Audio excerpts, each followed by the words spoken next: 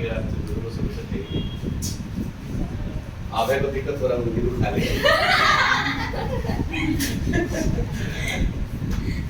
चलिए लास्ट। हाँ हेडिंग डालिएगा। ए दिख रहा है लाइक नो सर नहीं दिख रहा कुछ है। आइए हेडिंग डालते हैं। हमको सारे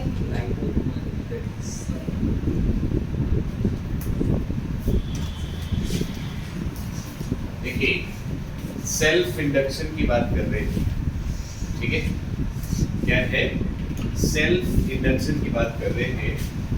सेल्फ इंडक्शन कहता है कि यह एक प्रॉपर्टी क्या है बाबू? प्रॉपर्टी है किसके बीच में? कॉइल के बीच में। किसी कॉइल की एक प्रॉपर्टी है जो उस सर्किट में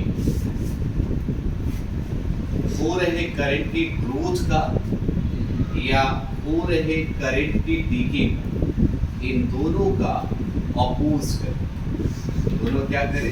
अपोज करे। ध्यान रखिएगा क्वेश्चन में ऐसा पूछता है सेल्फ इंडक्शन क्या है, तो आप यही बताएं कि किसी कॉइल की वह प्रॉपर्टी जो उस कॉइल के अंदर हो रहे करंट का ग्रोथ या हो रहे करंट का डीके, इन दोनों का अपोज किया जाए, that is called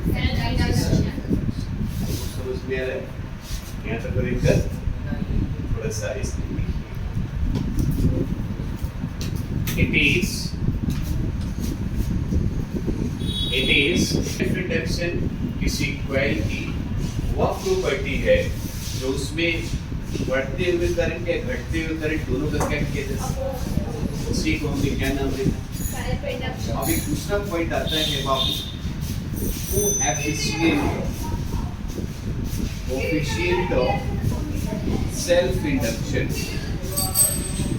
coefficient of क्या? या इसका नाम एक और है जिसको हम कहते हैं सेल्फ इंडक्टेंस। क्या कहेंगे?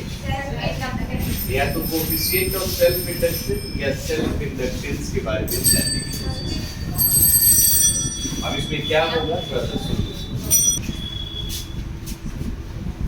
कोएफिशिएंट ऑफ सेल्फ इंडक्शन और कौन सा? अब मान लीजिए हम आपके पास एक कॉइल रखते हैं, ठीक है? इस कॉइल को किसी सर्किट के साथ यदि आप कनेक्ट करते हैं, बैटरी हो गया, ये इसके स्विचेस हो गए। अब इस सर्किट में यदि बाबू मान लीजिए कि करंट का फ्लो हो रहा है, दिस इज द कॉइल, तो अब करंट बढ़ भी रहा है, स्विच को ऑफ करें तो घट भी जाएगा। इन दोनों परिस्थितियों में कॉइल की वह प्रॉपर्टी जो इनका अपोज करे वो क्या कहलाएगा? Self induction. सवाल ये है कि जब आप करंट फ्लो कराओगे तो इसका फ्लक्स भी चेंज होगा, इसके अंदर ईएमएफ प्रोड्यूस भी होगा। भाई करंट फ्लो कर रहा है तो फ्लक्स आ रहा है, इसका मतलब कि फ्लक्स ज्यादा है तो फ्लो हो रहा करंट भी ज्यादा होगा। करंट कम है तो फ्लो हो रहा करंट भी, तो दोनों में कैसा रिलेशन होंगे? Directly propose. तो हम आपसे कहें यहाँ से लिख देते हैं कि as we know the magnetic flux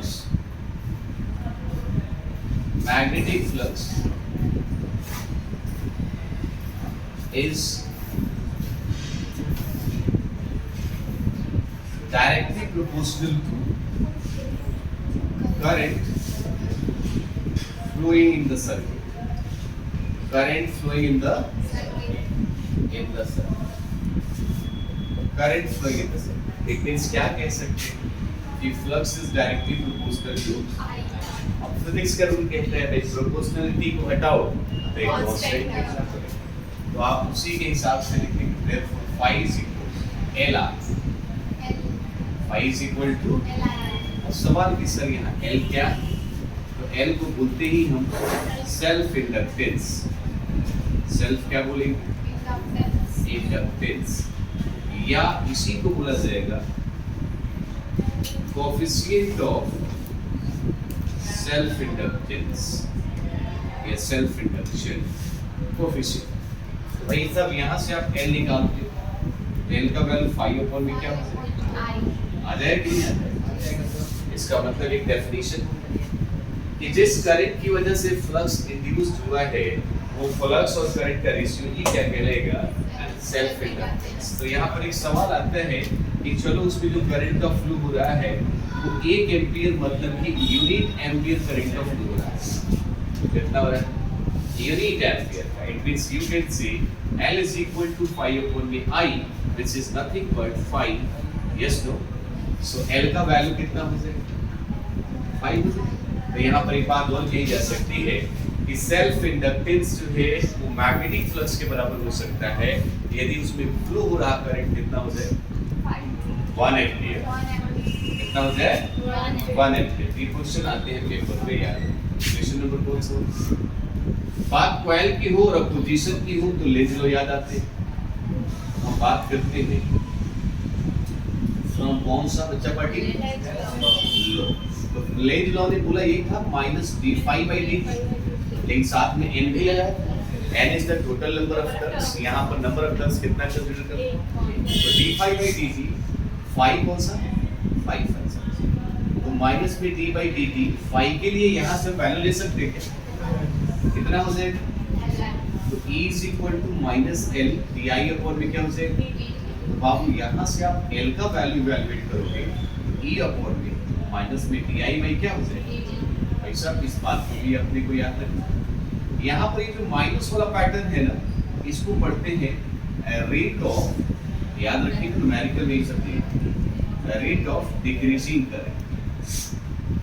rate of क्या हो जाएगा? इसका नाम है रेट ऑफ डिक्रीजिंग करंट। एक बात और ध्यान रखिए, थ्योरी के केस में इस माइनस को कंसीडर करेंगे, but in case of numerical problem minus को कंसीडर नहीं करना है, वहां पे पॉजिटिव ही लेकर के पहले सी पर लिखना। तो इसके बाद लोगों के मन में एक ख्याल आया, उन्होंने एक क्वेश्चन पूछा, यूनिट फॉर कौन सा बाबू? एल का यूनिट पूछा या एल का यूनिट क्या है? तो देखिए एल का यूनिट अपने को लाइफ में हमेशा याद रखना। इसका यूनिट होता है हेनरी। क्या होता है? ठीक है। इसमें एक वैल्यू और याद रखिएगा कि कहीं पर किलो हेनरी लिखा हो इसको 10⁻³ हेनरी, और कहीं पर मेगा हेनरी लिखा है 10⁻⁶ हेनरी, और कहीं पर मिली हेनरी लिखा है 10⁻³ हेनरी, और कहीं पर माइक्रो हेनरी लिखा है 10⁻⁶। आगे भी और कुछ लिखने वाले हैं, लेकिन अभी नहीं, इसके थोड़ा सा लिखेंगे। कौन भी हम 2 लगाते हैं। सेल्फ इंडक्टेंस जो है यूनिट उसका आपने हेनरी पढ़ ली, लेकिन एक बात थोड़ा सा और समझना है, क्योंकि आपने कहा कि L का वैल्यू phi अपॉन में क्या होता है? phi के लिए आप वेबर लिखते हो, करंट के लिए आप एम्पीयर लिखते हो, L के लिए आप हेनरी भी लिखोगे। तो 1 henry is equal to how much? Weber पर 100 वैल्यू होगी। लेकिन अभी एक चीज और आपने देखा कि सर L का वैल्यू आपने लिखा है माइनस में di बाई कितना? dt। बता दें आपको E के लिए वोल्ट यूज करते हो, करंट के लिए एम्पियर और टाइम के लिए सेकंड। सेकंड ऊपर चला जाएगा तो क्या होगा? और L के लिए आप हेनरी यूज करते हो, तो 1 हेनरी वोल्ट, सेकंड ऊपर गया पर सेकंड तो सेकंड, और क्या हो जाएगा? लेकिन यही हेनरी इसके भी बराबर है, इक्वल करके हम लिख सकते हैं वेबर पर क्या बाबू? इसी को तकलीफ। ध्यान देंगे क्वेश्चन आपके बीएससी में पूछा जा चुका है, इसलिए इसको ध्यान से देखिए, कोई दिक्कत नहीं। अब आइए दूसरी तरफ लोगों ने एक सवाल किया और वो क्वेश्चन था डायमेंशनल फार्मूला को। डायमेंशनल फार्मूला फॉर क्या बाबू? एल। तो एल का कोई भी बेसिक फार्मूला लिख लीजिए।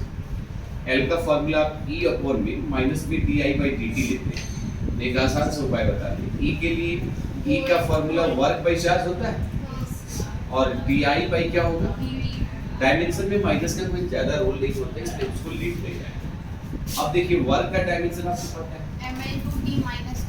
चार्ज का 1 होता है, करंट का एम्पीयर के नीचे ऊपर जाएगा तो क्या होगा? माइनस और प्लस और खत्म।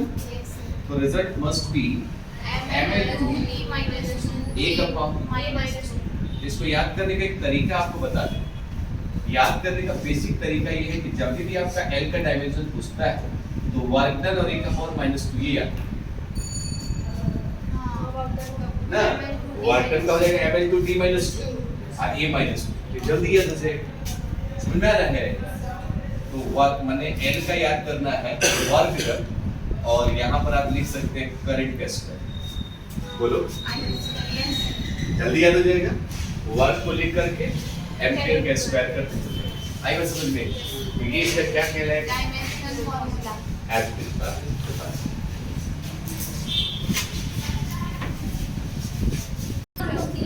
एमजी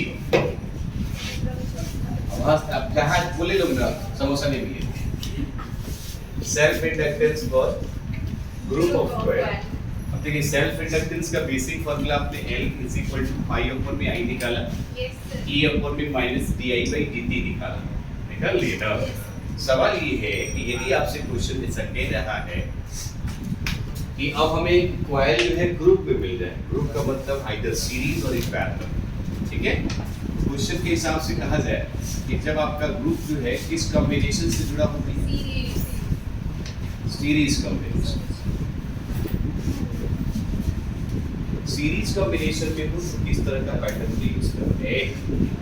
सीरीज में ध्यान से देखिएगा, कॉइल को लेना है, ये कॉइल है, इस कॉइल का इंडक्टेंस L1, इस कॉइल का इंड्यूस्ड ईएमएफ E1, और फिर हम एक और कॉइल ले लेते हैं, दो कॉइल। और आपको पता है कि सीरीज वाले केस में करंट सेम होता है बट आपका पोटेंशियल डिफरेंस डिफरेंट है। तो हम आपसे कहेंगे कि आप ऐसा नहीं कह सकते हैं कि फिगर में अकेला E इन दोनों की इंडिविजुअल सम के बराबर हो, अर्थात E is equal to you can say E1 plus में कौन सा? हमें L1 L2 फाइंड करना है, एक ऐसा फार्मूला ढूंढना है जिसमें E का वैल्यू L के रिगार्डिंग है। तो अभी भी आपने खुद कहा कि सर L का वैल्यू E अपॉन में माइनस में di/dt, तो यहाँ से आप E का वैल्यू निकालोगे तो माइनस L di/dt हो जाएगा। यदि E इतना है बाबू तो E1 कितना हो सकता है? माइनस L1 di क्या हो जाएगा? माइनस L1 di क्या? अच्छा di1 क्यों नहीं? क्योंकि करंट सेम रहता है। करंट सेम क्यों है? सीरीज में है। तो आपको बता दें E2 कितना हो जाएगा? L2 di/dt। L2 di/, इन तीनों की वैल्यू फोर्स पे रख लीजिए। हम बात करते हैं पुटे इन इक्वेशन क्या होगा? हेलो बच्चा पढ़िए ध्यान दो। E का value minus L di upon में क्या? यहाँ पे माइनस L1 di में di/dt, और फिर माइनस में L2 di कितना? अब आप बताओ बच्चा कि कुछ कॉमन लेने का मन कर रहा है?